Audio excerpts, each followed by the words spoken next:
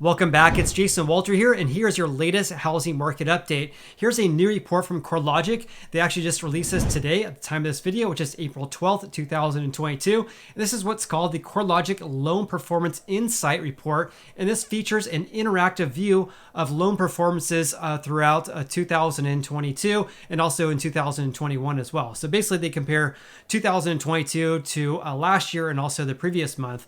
They basically measured early stage delinquency rates, and they say this is important for analyzing the health of the current mortgage market. And Corelogic basically monitors loan performances for mortgages, and they examine all stages of delinquency. And this is a report that's published every single month. So I want to share this with you guys because I'm getting a lot of comments from people saying that foreclosures are rising like crazy. And I just want to share the latest data with you guys right now to really share what's really going on with delinquency rates in the United States for mortgages right now. So again, this is according to Corelogic. And their chief economist for Corelogic, Dr. Frink, said the large rise in home prices, again up 19% from January 2021 to January 2022, according to their index, has built home equity and is an important factor in the continuing low level of foreclosures. Of course, because home prices have increased so much over the past couple of years, really, we're seeing very low delinquency rates and, of course, very low foreclosure rates as well, and are emerging from 18 months of forbearance. The U.S. may experience an uptick in distress sales. Distress sales are short sales and foreclosures, for example. We may see an uptick in those types of sales this year as some homeowners struggle to remain current after forbearance and loan modification. And according to Corelogic, here are the top 5 states that have the highest delinquency rates for mortgages right now. So Louisiana leads the pack at 3.8%. That's a 2.4 percentage point decrease compared to 1 year ago. New York was at second place at 3.2%, followed by Mississippi, Hawaii, and DC at 2.5%. So overall, delinquency rates in the US are still very, very low. I mean, Louisiana, the delinquency rate is 3.8%. So that basically means that 96% of all mortgages there are current on their mortgages. Okay, let's first look at 30 days or more delinquent on a national level. So in January 2022, only 3.3% of mortgages were delinquent by at least 30 days or more, including those in foreclosure. This represents a 2.3 percentage point decrease in the overall delinquency rate compared with January 2021. This remains the lowest recorded overall delinquency rate in the US since at least January 1999. So here's a graphic showing the delinquency rates across the United States. So overall, for 30 days or more past due, again, these include foreclosures. This pink line here represents January 2021, and in purple here is January 2022. So right now we're at 3.3%. 1 year ago, it was 5.6%. For 30 to 59 days past due, they were basically flat compared to last year. 60 to 89 days past due went from 0.5% down to 0.3% of all mortgages, and 90 to 119 days past due went from 0.7% down to 0.3%. The biggest decrease here we see is 120 days past due. 1 year ago, we were at 3.1%. And now it's only 1.5%. And foreclosures are basically flat compared to last year as well, when, of course, we had the foreclosure moratoriums that basically put a halt on more or less all foreclosures in the United States. And the drop in the nation's overall mortgage delinquency rate in January marked the 10th consecutive month of year-over-year declines. This trend can be attributed to 2 main factors. Of course, escalating or rising home prices and also a strong jobs market. So let's talk more about home prices right now. I'm going to share the latest data with you guys. So let's have a look on Redfin's website for the median listing price. This is the asking price that home sellers ask for their houses when they list their house for sale. The median asking price right now, according to Redfin, for the 400 plus US metros in the US, of course, is $399,450. That's an increase of 14.55%. Compared to the orange line here in 2021, we were basically just under 350,000 during this time. And then in 2019, of course, pre-COVID, we're at 299,000. So pretty remarkable. We went from basically the last 3 years, we went from 300,000 all the way up to 400,000. So a big increase in just a short period of time. So what we're seeing right now is this kind of like this moderation in the asking prices for homes in the US right now. And that's what we see in general this time of year. As you can see here in 2019, it moderated basically right around March of this time.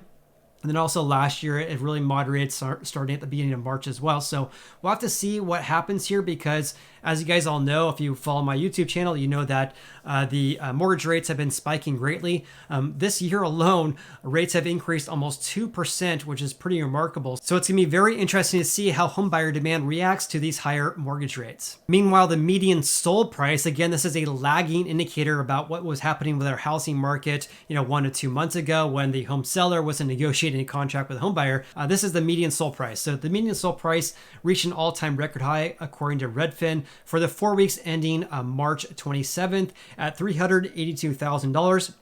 That's a 17% gain compared to 1 year ago. Look at this time last year. This time last year was $328,000. Now we're at $382,000, a 17% gain. We'll have to see again how this changes because we're not going to see any changes in the median sold price or sold prices for the next few months because it takes 2 to 3 months for higher mortgage rates to impact home prices. Make sure you're following the channel and I'll definitely keep you posted with the latest developments. All right, changing gears slightly, let's go back to Corelogic's report here. And let's look at transition rates on a national level. And here's what I mean by transition rates. Corelogic examines all stages of delinquency as well as transition rates that indicate the percent of mortgages moving from one stage of delinquency to the next.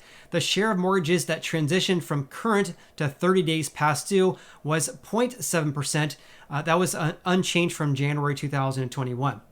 So in pink here is January 2021, purple is January 2022. So as you can see, it's unchanged at 0.7% for the share of mortgages or the percent of mortgages that went from current to 30 days past due. For the share of mortgages that went from 30 days past due to 60 days past due, we went from just under 23% down to just under 19%. In addition, for mortgages that went from 60 days to 90 days past due, we went from 44% down to just under 41%. So in other words, we're seeing a decrease in these transition rates moving from one delinquency rate to the next. Okay, let's talk about overall delinquency rates in the United States and by state because there's a lot of differences here. So overall delinquency, and that's defined as 30 days or more past due, including foreclosures, in January 2022, all states logged year-over-year declines in the overall delinquency rate for mortgages. The states with the largest declines were Nevada, down 3.7 percentage points, Hawaii, and New Jersey. However, here are the top 10 states that have the highest delinquency rates in the US, of course. Louisiana at 3.8%, followed by New York, Mississippi, Hawaii, DC, New Jersey, Maryland, Oklahoma, Connecticut, and Alabama, all with rates of over 2.1%. Again, overall, a very low share of delinquency rates in the United States. So here's a graphic depiction showing the 30-day plus delinquency rates year-over-year percent change. So the areas here, or the states here in gray, are the states that had the highest share of delinquency rates, whereas the areas in pink had the biggest drop by percentage points in delinquency rates. So have a look at this. Again, Louisiana led the pack at 6.3% with the highest rate of mortgages of at least 30 days past due. That was followed by Mississippi, New York, West Virginia, and Alabama. At the national level, we had 3.3% is our national average. So at the bottom of the list, with these states that have the lowest share are Colorado, Montana, Washington, Utah, and Idaho, with the least amount of delinquent mortgages. Okay, let's talk about the cities that have the highest rates of delinquencies and also the cities that have the lowest share. So serious delinquency is defined as 90 days or more past due. And here's a key stat here. There were no metro areas where the serious delinquency rate increased. There were 384 metro areas where the serious delinquency rate remained the same or decreased. So no metro areas had an increase in the serious delinquency rate. So check this out. This is the percent of mortgages of at least 30 days past due for the 10 largest metro areas. Big differences here. So this is 30 days or more past due. So Houston led the pack at 4.6%, followed by New York, Miami, Chicago, Las Vegas. At the bottom of the pack was actually San Francisco at 1.7%. Also really interesting to see that Denver was only slightly higher than San Francisco at 1.8%. In regards to this report from Corelogic, they say homes without a mortgage, which basically means a home without a mortgage lien, are not subject to foreclosure and are therefore excluded from this analysis.